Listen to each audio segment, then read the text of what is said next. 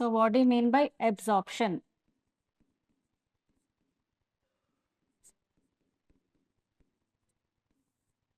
Absorption. So as the name indicates, absorption. So the taking in, when a drug is administered by any type of drug administered route, it should be absorbed into the systemic circulation. That process we call it as absorption. So the taking in of a drug into the bloodstream, the process we call it as absorption. It is a first stage of pharmacokinetic study. In pharmacokinetic study, we have 4 stages: absorption, distribution, metabolism, and excretion. So absorption comes under the first stage. So in order to a drug to be absorbed into the bloodstream of a living organism, it should follow 2 main sets of rules. One is it should be in solution form. Consider if we take a tablet, it should be converted into its solution form by disintegration. So the tablet should be disintegrate into a solution form to be mixed with the bloodstream. That is a one compulsory rule for a drug to be absorbed into a bloodstream of a living organism. And other is, we have so many rules. This is the first rule: the drug should be to be in soluble form to be enter into the bloodstream, right? And we have types of absorption of drugs into our body. We have transports, we call it as transports: transport of drug or diffusion of drug from the site of administration into the bloodstream. So we have active transport,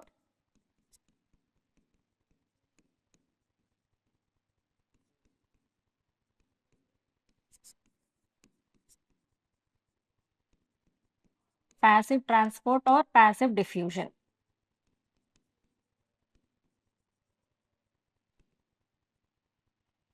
And we also have facilitated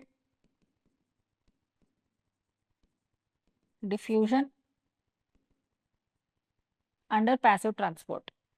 So what do you mean by this transports or diffusion? So these are the processes which make the drug to be absorbed into the bloodstream.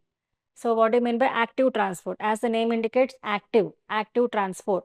So consider a drug is moving from a low concentration to a high concentration. Consider we are climbing a hill, so we require more energy. In the same way, when a drug is moving from an area of low concentration to an area of high concentration, so it requires energy. It also takes the help of some proteins which we call it as carrier proteins. So these carrier proteins and energy are helping the drug to move from an area of low concentration to an area of high concentration.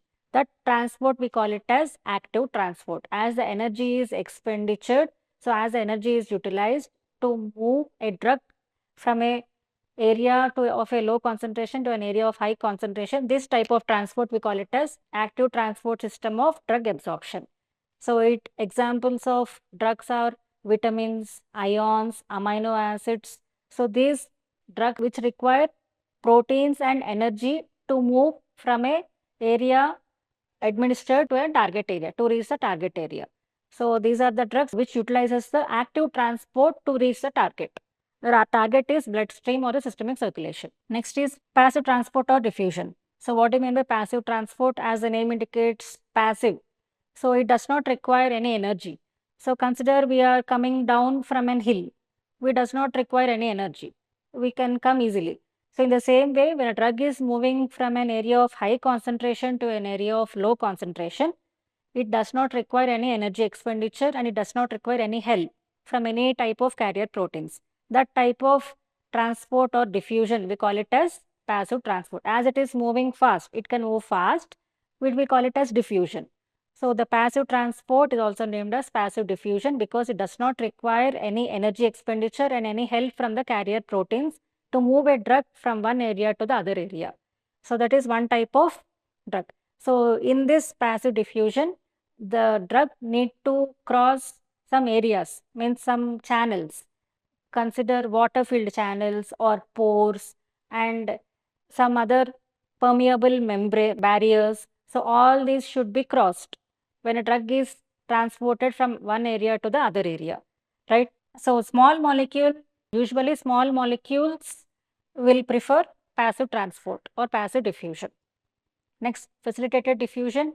So this facilitated is nothing but it is a one form of passive diffusion, but it uses the help of carrier protein. So in passive, it does not use any help from the carrier protein, or it does not show any energy expenditure. In facilitated diffusion, it is also a type of passive transport, but it requires the help of a carrier protein to move a drug from one area to the other area. So that is considered as facilitated diffusion. So as it uses the help of a carrier protein, so this facilitated diffusion and active transport are together categorized into one name, that is carrier mediated transport systems. Carrier mediated, they both require the carrier protein as a mediator, as a helper, as a support to move a drug from one area to the other area.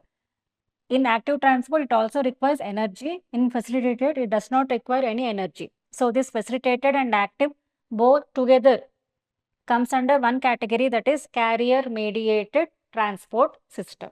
So this is the transport system of the drugs to be absorbed from site of administration to the bloodstream.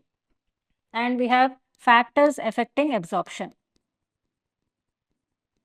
So during this transport, we have so many factors which are affecting. Factors affecting absorption categorized into based on the patient related factors,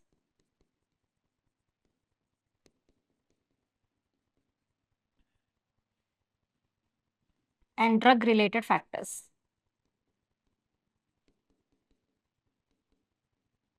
Patient related factors, age. So depending upon the age, the drug is absorbed fast or slow. Consider in early age, the drug will be absorbed more fast than older age or elder age. Next is gastrointestinal health.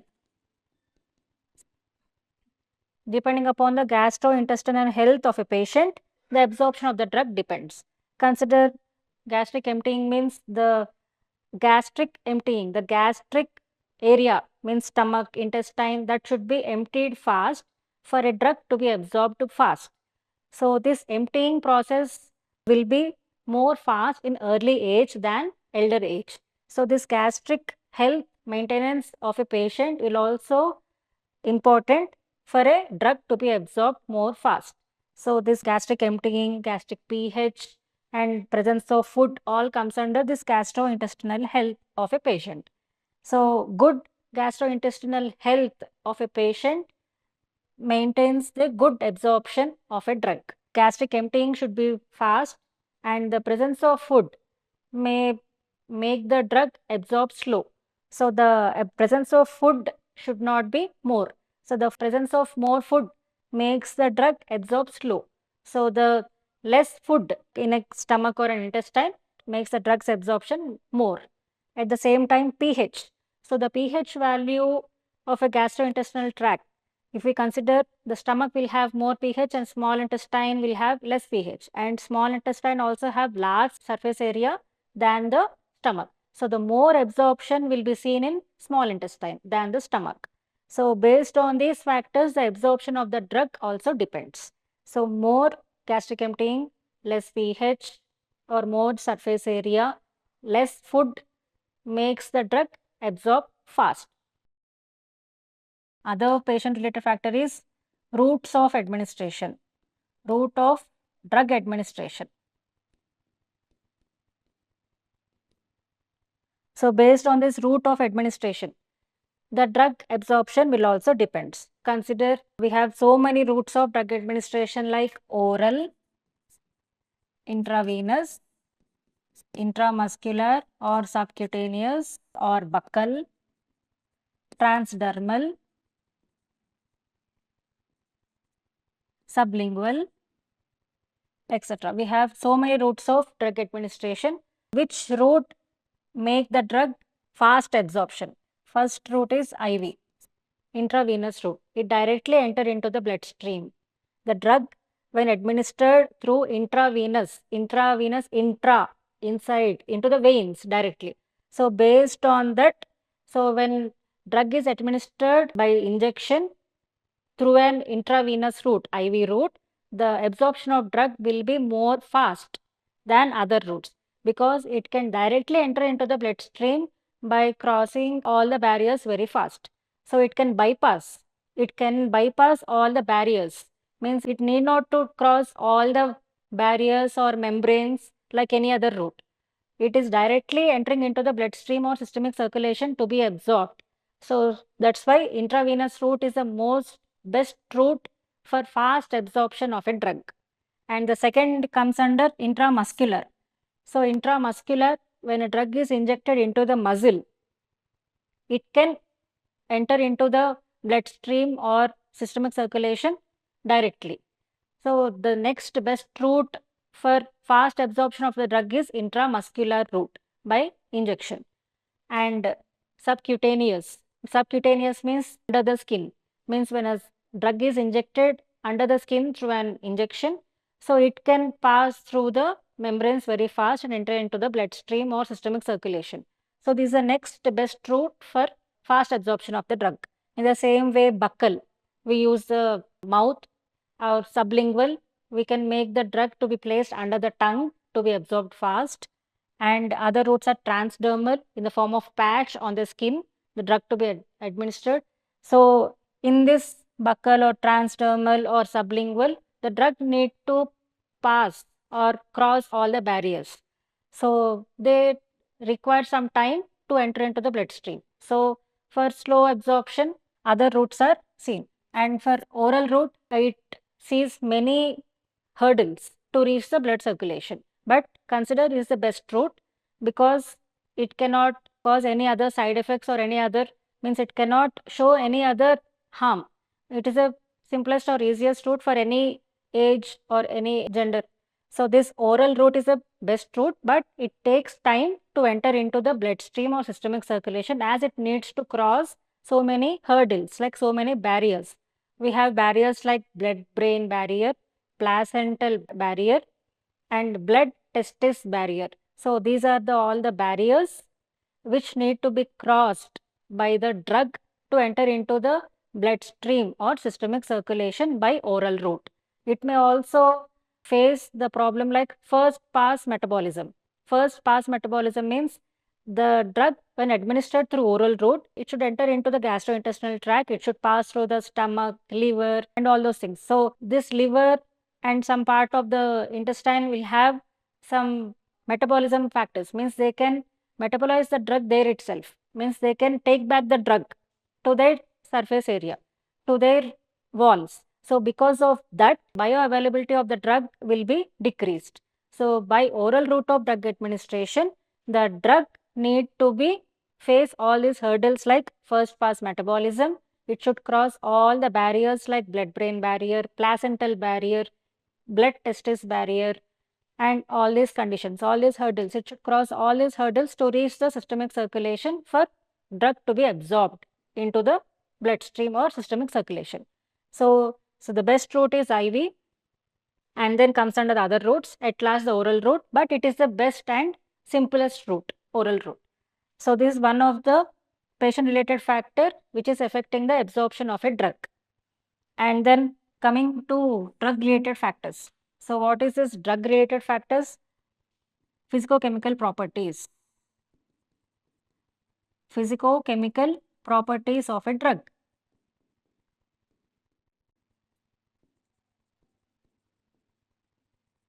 Consider lipid solubility. So lipid soluble, molecular size, the lipid solubility of the property of a drug, and molecular size of the drug, ionization of the drug, and formulation of the drug. So these are the properties of a drug which are affecting the absorption of a drug entering into the bloodstream or a systemic circulation. So first is lipid soluble. So when a drug is more soluble in lipids, it is absorbed more fast. So lipid soluble drugs are absorbed fast than water soluble drugs. Because our body is made up of many lipid layers, many membranes of lipid, the drug need to be soluble in the lipid. So these lipid soluble drugs are more absorbed than other soluble drugs, water soluble drugs. So the drug need to be lipid soluble in order to be absorbed fast into the bloodstream or systemic circulation. That is a one physicochemical property. And other is the molecular size. So what is the molecular size? The size of the molecular structure of a drug. Small size will diffuse fast. Large size cannot diffuse fast. So small molecular size drugs absorb fast into the bloodstream or systemic circulation than the big molecular size. And the next property is ionization. As we all know, the drugs are by nature they are weak acids or weak bases. So these weak acids or weak bases they can ionize easily. So that unionized part. So these weak acids or weak bases they can form salts. So this unionized part of the drug will be absorbed fast, unionized or free bound. So that drugs are absorbed fast than ionized parts, than ions. Non-ions are absorbed fast. And then next, formulation. So when a drug is administered, the drug need to be formulated in one form, any other form. So that form may be a tablet, a capsule, a injection or a spray or inhalant or suppository or a patch or an ointment, any gel, any other form. So this depending upon the type of formulation, the drug will be absorbed fast. So the semi-liquid and liquid form of drugs are absorbed fast than solid form of the drugs. Example, tablets, capsules, and those require disintegration. Those need to be converted into this liquid form by undergoing the process called disintegration, dissolution or disintegration. So based on that, the formulation, which formulation of drugs are more fast means this liquid or semi-liquid forms of drugs are more absorbed fast than solid form of the drugs. So these are all about the physicochemical properties affecting the absorption of the drugs.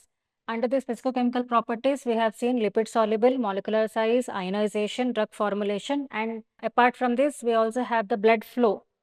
So the proper blood flow to the target makes the drug more absorbed. So the blood flow or blood perfusion to a targeted area, when a blood flow is more, the drug absorption will also be more. So the absorption of the drug into the bloodstream will also be more. That is one of another factor coming under physicochemical property of a drug affecting the absorption of a drug.